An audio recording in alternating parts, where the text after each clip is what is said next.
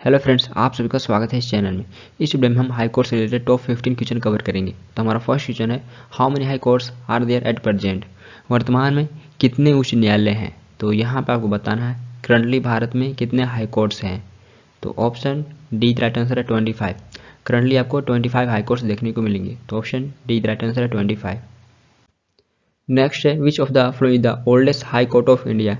निम्नलिखित में से कौन सा भारत का सबसे पुराना उच्च न्यायालय है। तो यहाँ पे आपको बताना है ऑप्शन में से कौन सा भारत का सबसे ओल्डेस्ट हाई कोर्ट है। तो option B the right answer है Calcutta high court. Calcutta high court ये इंडिया का ओल्डेस्ट हाई कोर्ट है। और यहीं पे आपसे पूछ जाएगा निवेश, तो आंध्र प्रदेश और तेलंगाना हाई कोर्ट, तो ये दोनों इंडिया के निवेश हाई कोर्ट है। इनका स्थापना 2019 में किया गया था। तेलंगाना और आंध्र प्रदेश का स्थापना 2019 में किया गया था, इन दोनों का हाई कोर्ट का स्थापना। और ये कलकत्ता हाई कोर्ट इंडिया का ओल्डेस्ट हाई कोर्ट है। नेक्स्ट है, in which year Calcutta high court was establish. Calcutta high court की स्थापना किस वर्ष हुई थी। तो option A the right answer है 1 जुलाई 1862। 1862 में कलकत्ता हाई कोर्ट का स्थापना किया गया था। तो option A the right answer है 1862। नेक्स्ट है, the chief justice and other जज of the high court are appointed by. उच्च न्यायालय के मुख्य न्यायाधीश और अन्य न्यायाधीशों की नियुक्ति किसके द्वारा की जाती है। तो यहाँ पे आपको बताना है हाई कोर्ट के चीफ जस्टिस और अदर जज की नियुक्ति किसके द्वारा की जाती है। तो ऑप्शन ए राइट आंसर है प्रेसिडेंट। प्रेसिडेंट के द्वारा की जाती है। तो प्रेसिडेंट के द्वारा आर्टिकल 217 के तहत चीफ जस्टिस ऑफ इंडिया और स्टेट के गवर्नर के परामर्श सिफारिश पे की जाती है। तो स्टेट के जो गवर्नर होते हैं और सुप्रीम कोर्ट के जो चीफ जस्टिस होते हैं, तो उनके सिफारिश पे प्रेसिडेंट के द्वारा आर्टिकल 217 के तहत की जाती है। तो यहाँ पे इंपॉर्टेंट है प्रेसिडेंट और ये आर्टिकल।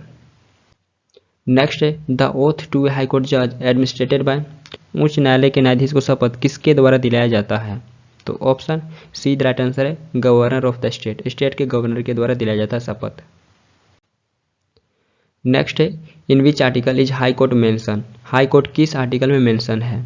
तो option C the right answer है आर्टिकल 214 टू आर्टिकल 231। आर्टिकल 214 से आर्टिकल 231 के बीच में आपको हाई कोर्ट देखने को मिलेगा। और यहीं पे बात करें पार्ट, तो पार्ट ये आपको 6 में देखने को मिलेगा। पार्ट 6 में मेंशन है हाई कोर्ट। आर्टिकल 214 से 31 और पार्ट 6 में आपको देखने को मिलेगा हाई कोर्ट। नेक्स्ट है, विच article of the constitution provides high courts for state. संविधान का कौन सा आर्टिकल राज्यों के लिए एक हाई कोर्ट प्रदान करता है। तो ऑप्शन ए राइट आंसर है आर्टिकल 214। आर्टिकल 214 ये स्टेट के लिए एक हाई कोर्ट प्रदान करता है या प्रोवाइड कराता है। तो ऑप्शन ए राइट आंसर है आर्टिकल 214। नेक्स्ट है, in which article of the constitution the power of the high courts to issue certain writs is mention. संविधान के किस आर्टिकल में कुछ रिट जारी करने के लिए उच्च न्यायालयों की शक्ति का उल्लेख किया गया है। तो यहाँ पे आपको बताना है संविधान के किस आर्टिकल में रिट जारी करने के लिए हाई कोर्ट के पावर का मेंशन किया गया है। तो ऑप्शन ए राइट आंसर है आर्टिकल 226। आर्टिकल 226 में मेंशन किया गया है।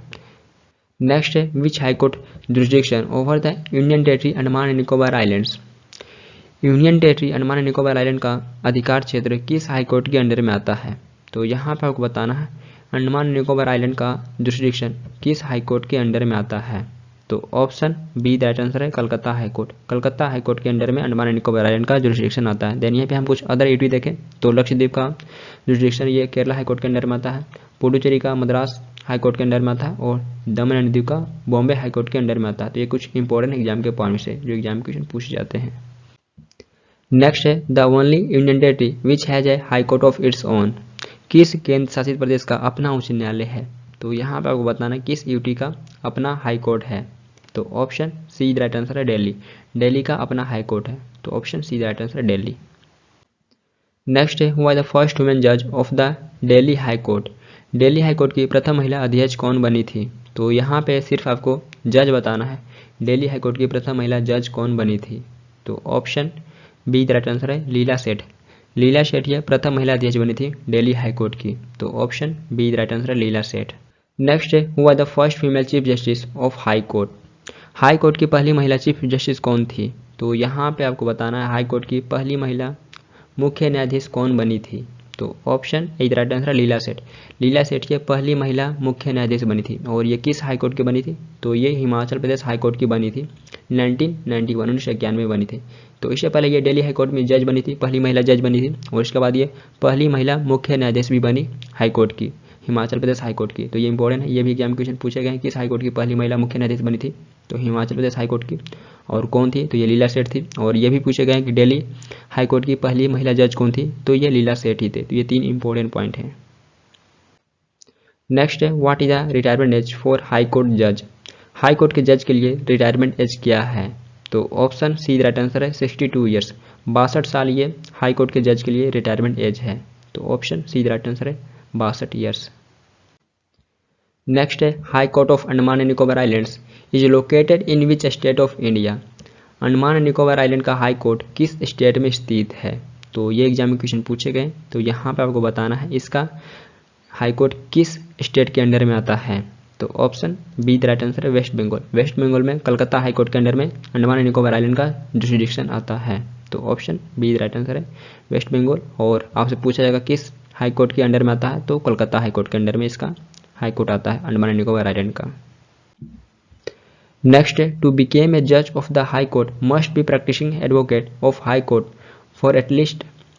उच्च न्यायालय का न्यायाधीश बनने के लिए कम से कम कितने वर्षों का उच्च न्यायालय का प्रैक्टिस करने वाला एडवोकेट होना चाहिए, तो option B the right answer 10 years. At least 10 year का प्रैक्टिस होना चाहिए हाई कोर्ट का एक जज बनने के लिए। तो option B the right answer 10 years.